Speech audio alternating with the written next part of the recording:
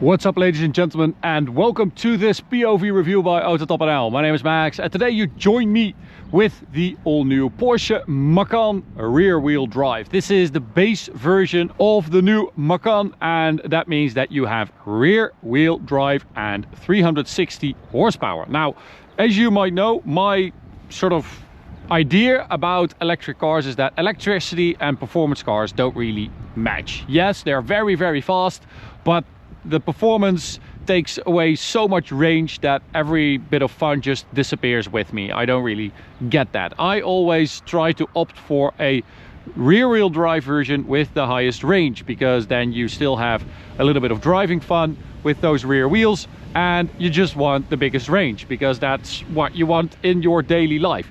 I'm going to do a quick walk around because it's starting to rain again. I thought I had, you know, between two big clouds, but anyway. So they introduced the new Macan with all electric in Europe. Big splitter there, new headlights, or the headlights are actually there. This is the daytime running light. We've got spec-wise these 21-inch wheels, I want to say. 21-inch wheels, 255s at the front. This car has the optional air suspension with the PASM, so the adaptive dampers. 295 tires at the rear. It's a coupe hatchback thing now.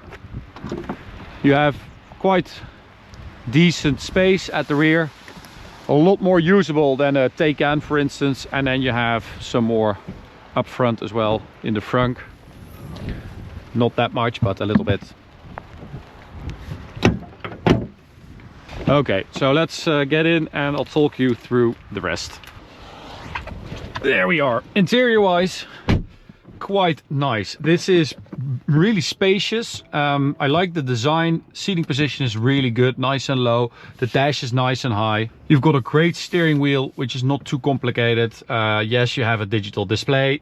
Got used to that. We've got another one there. This car luckily doesn't have the stupid passenger thing.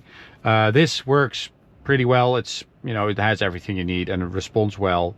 You have some games as well if you want to do that during the charging. Climate and audio physical buttons down here, or yeah, physical, well, it's not physical, but it's at least, it's not touch based, which is great. And then you have your ESP over there. Got a phone charger in here, some more storage. This is all really nice. I like this. Don't look too low though, because then you encounter some plastics like over here as well, which is, I don't know if that's okay in a Porsche, because even though this is the most affordable Macan, it's still a Porsche, so it's still quite expensive. But other than that, all the leather and stuff is really nice. The things you look at generally are pretty good. So range up to 641. Now I've got the Porsche website here because there are a lot of numbers. So let me just walk you through what we've got right now. So this is the one we're driving today, the Macan. 360 horsepower with overboost 5.7. Quite slow for an electric car. Up to 641 WLTP. If you go a level up, 408 horsepower up to 612. Another level, 516. Up to 606 kilometers, and then the turbo 639 up to 590. So this has the biggest range. It's got rear wheel drive. It's the slowest, but it's the one that I would buy because I don't really care about fast EVs, because in the real world you want something that is comfortable and brings you the furthest. So what we're going to do, I didn't plan this, the fact that it's a wet day, but we're going to turn off the traction control, PSM, and we're just going to have a nice little drive. Did I forget anything? Charging it up 21 minutes, 10 to 80%, so that's quick enough as well. And we've been driving it for a week or something. We've been driving it for a week and it's a super nice daily. It really is. It's more spacious than a Taycan, especially the rear seats, and the luggage compartment is just so much more practical. It's mega comfortable. I would definitely recommend going for these. Going for this air suspension, this optional air suspension. Oh man, it does like flick around suddenly, which is a bit weird. The power delivery is not completely linear, which is kind of challenging, but anyway. It is a really comfortable car. The air suspension drops when you go, oh, I'm in normal mode, so let's go to sport mode.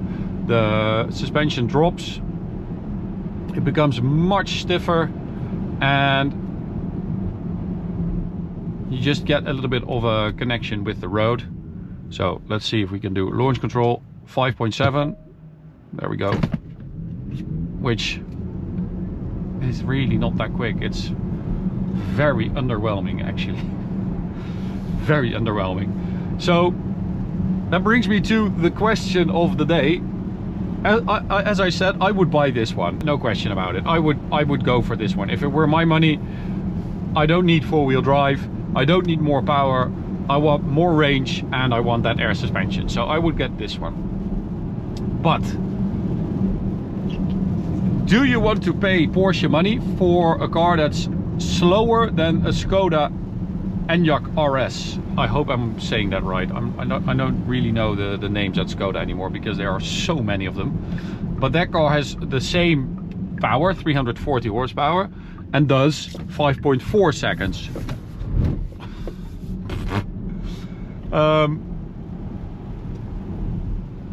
Yeah, I don't care. Personally, I don't really care because I just want the Porsche interior and I like the car better. But there is something to say for, you know, for that question. Is that okay?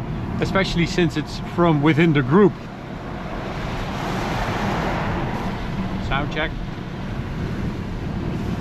I'm not sure. I don't really know the answer to that. I think you have to determine that for yourself. It's just a question I wanted to ask because I do feel like there's a little bit of friction there for me.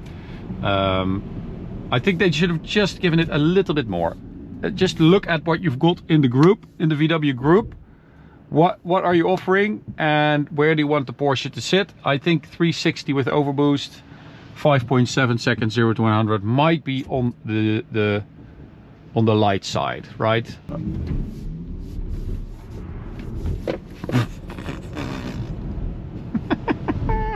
I do like that though.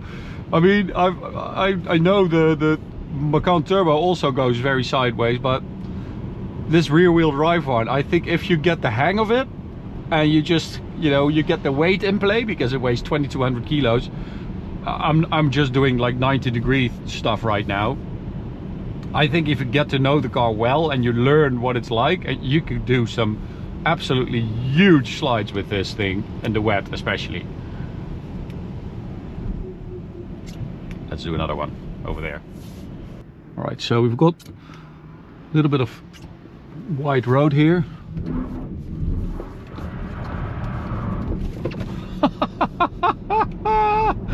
I was like seeing how long I could hold it, so I held it for a little bit too long, but that is freaking awesome, right? That is awesome. Okay, so, well, a bit unfortunate with this rain now, but we're going onto the Autobahn anyway, because I have to return it later today.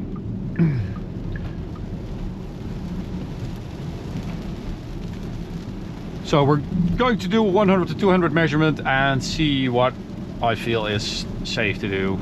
I don't know if we will actually do the top speed, but we'll see.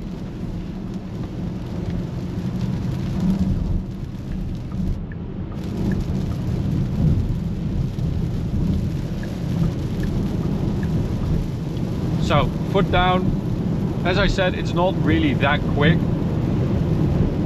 It's quick enough, don't get me wrong. That's a 16.6.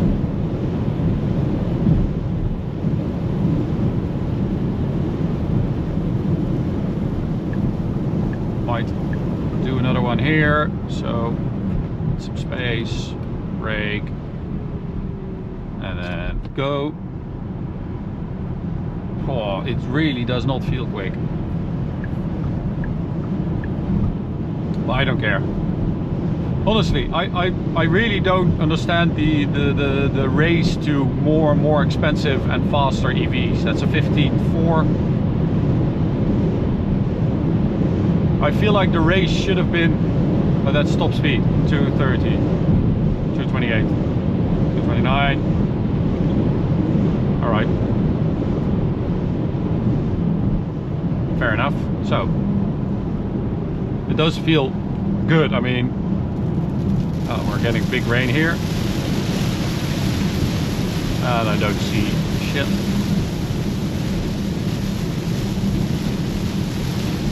So let's go back to comfortable. Oh, that suspension. I don't know if you guys are seeing this movement of the camera. I don't know if this stabilizer is taking that out, but the difference when I switch to normal, the car just levels out completely. And then when I go to sport, you feel these bumps. It's crazy. It's so good. Good for the garden. That's what we say in the Netherlands when it rains. That's good for the garden. It's not good for making car videos, unfortunately, but anyway. With this car, at least you're able to slide it properly in the wet.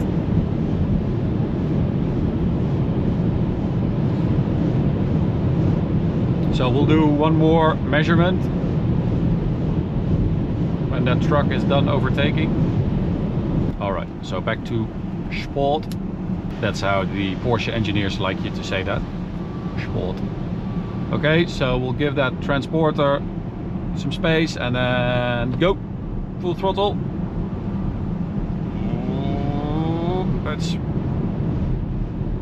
It becomes more and more underwhelming. I'm not sure if I'm losing power now because the battery is draining, but let's find out.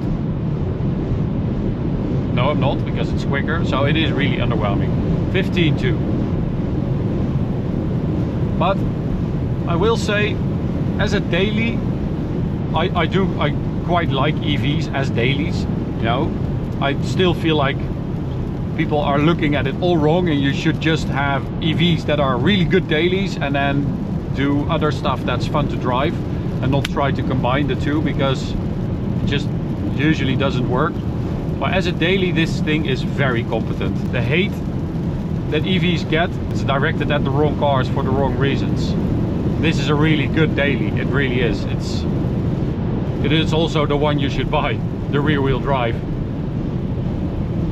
But I've said that many times now, so I'm going to end it. Hope you enjoyed it. I know you guys don't really love EVs, but I still feel like we should drive them to, you know, keep up with developments, to see what they're like, to also see which ones you should buy, because I just saved you a lot of money in case you were, you know, wondering to buy a Macan Turbo. No, buy this one. Saved you a lot of money. Boom. That's why you subscribe to AUTOBAHN.